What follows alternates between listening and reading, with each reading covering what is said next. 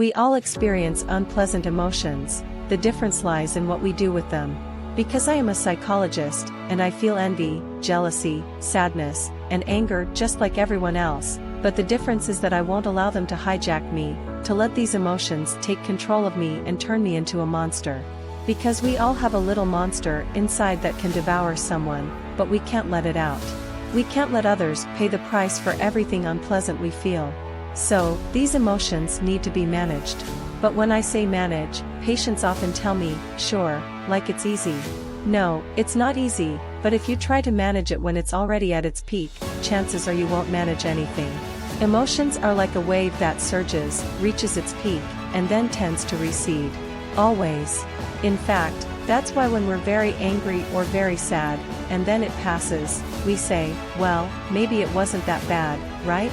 Maybe I saw it that way because I was so angry, but perhaps the other person didn't. I took it out on them, and it wasn't fair, right? We've all looked back and said, what a hijacking. It's what's known as an amygdala hijack. Emotions overpower me, consume me, so I can't think rationally.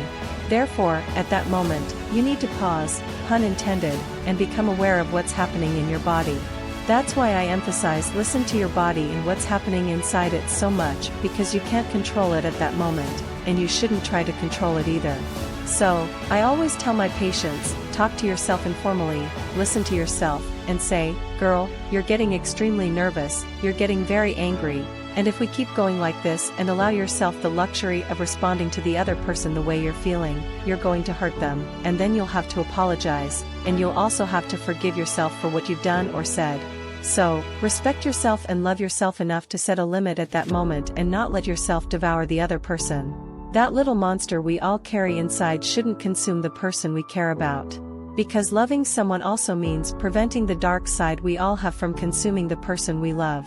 So, after this hijack, we'll make the decisions we need to make, but they'll be much more rational.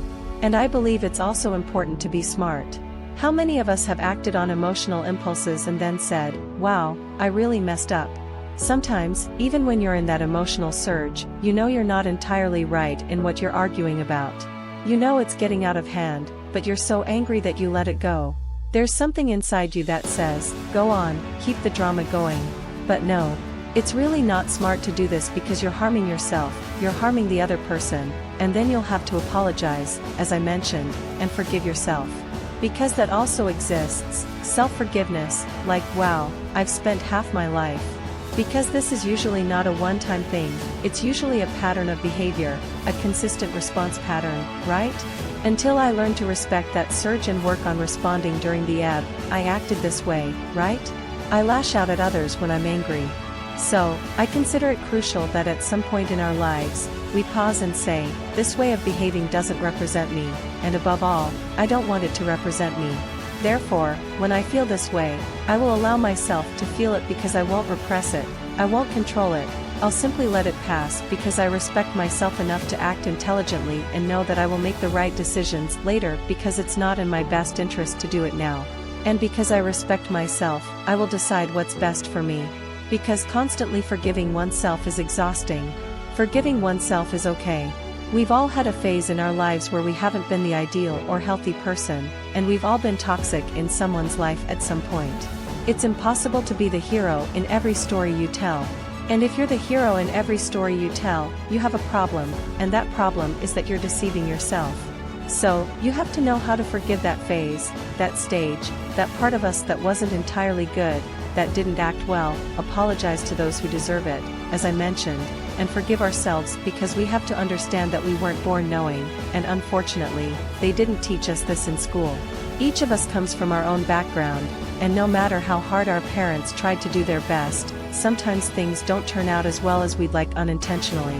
My mother used to say, poor thing, when I was pregnant with you, I read all the books on motherhood and respectful parenting because I wanted you to have as stable, peaceful, and healthy a life as possible.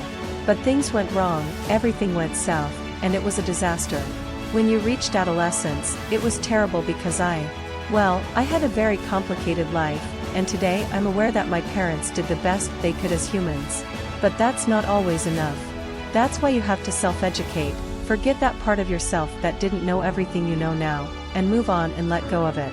I'm not proud of that stage, but I will be proud of everything I become from here on out.